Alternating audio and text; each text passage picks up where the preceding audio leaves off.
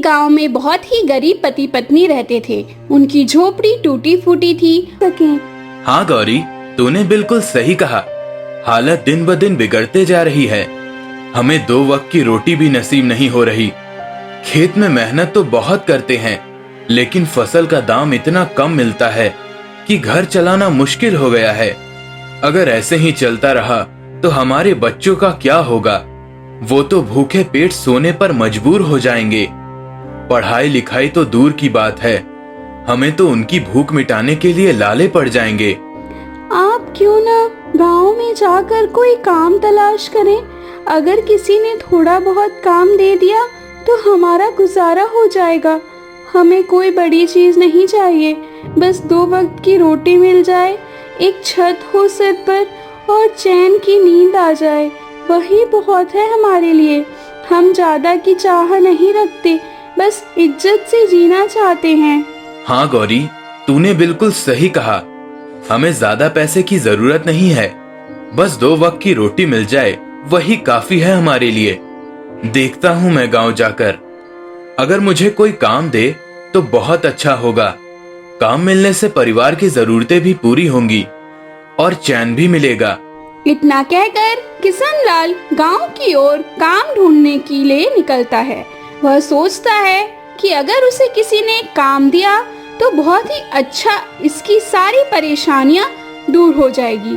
ऐसा ही सोच सोचकर वह गांव के एक अमीर व्यक्ति के घर पहुंचता है। नमस्कार जमींदार साहब, मुझे आपसे एक जरूरी बात करनी थी, इसलिए हिम्मत जुटाकर सीधे आपके घर चला आया। आप तो समझदार और दयालु इंसान हैं। उम्मीद है मेरी बात समझ पाएंगे।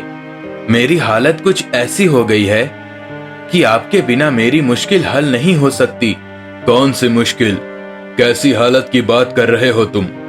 मुझे तो कुछ भी समझ नहीं आ रहा। इशारों में बात मत करो, साफ साफ बताओ आखिर माजरा क्या है। तुम्हारी बातों में उलझन है और मैं इस वक्त किसी भ्रम में नहीं रहना चाहता। सच सच बताओ, आखिर परेशानी क्या है? क्या बताओ जमींदार साहब, इन दिनों बहुत ही कठिन हालत से गुजर रहा हूँ। मेरे घर में खाने के लिए अनाज तक नहीं बचा है। रोज बच्चों के भूखे सोने की नौबत आ गई है। ऊपर से कोई काम धंधा भी नहीं मिल रहा जिससे कुछ कमाई हो सके। ऐसे में घर की हालत दिन ब दिन बिगड़ते जा रही है। मैं आपसे विनती करता हूँ कि अगर आपके पास यहाँ कोई काम हो, छोटा मोटा ही सही, तो मुझे जरूर बताएं।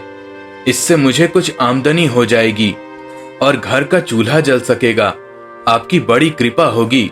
तुम सही जगह आए हो किशन लाल। मैं तुम्हें काम जरूर दिला दूंगा, लेकिन तुम्हें ईमानदारी और मेहनत से उसे निभाना होगा। अगर मेरे दिए काम से तुम्हारे घर में 2 वक्त की रोटी आ जाए तो इससे बेहतर मेरे लिए क्या हो सकता है।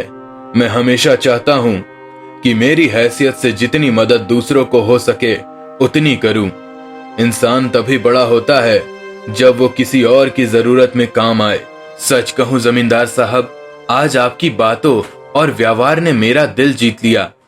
गांव के लोग पहले ही कहते थे कि आप बड़े ही नेक दिल और मददगार इंसान हैं, लेकिन आज तो मैंने खुद अपनी आंखों से देख लिया। चेहरे पर एक अलग ही चमक है, जैसे किसी ने आपकी कोई बड़ी जिम्मेदारी या खास काम सौंपा हो।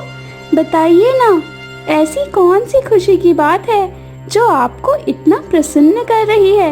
मैं भी जानने के लिए बहुत उत्सुक हूँ। मुझे भी बताइए ना, आपके साथ खुशियाँ बांटना मुझे अच्छा लगता है। हाँ गौरी, तूने बिल्कुल सही कहा। आज मेरा दिल बहुत खुश है, लेकिन मुझे जमींदार की तरफ से एक बड़ा काम मिला है। कल से मैं उस काम पर जाऊंगा और बदले में हमें अच्छे पैसे मिलेंगे। इन पैसों से हम अपने बच्चों की जरूरतें पूरी कर पाएंगे, उनके भविष्य के लिए कुछ बचत भी कर पाएंगे और हमारे घर की हालत भी सुधरने लगेगी। अब तुझे परेशान होने की कोई जरूरत नहीं है गौरी। सब कुछ धीरे धीरे ठीक हो जाएगा।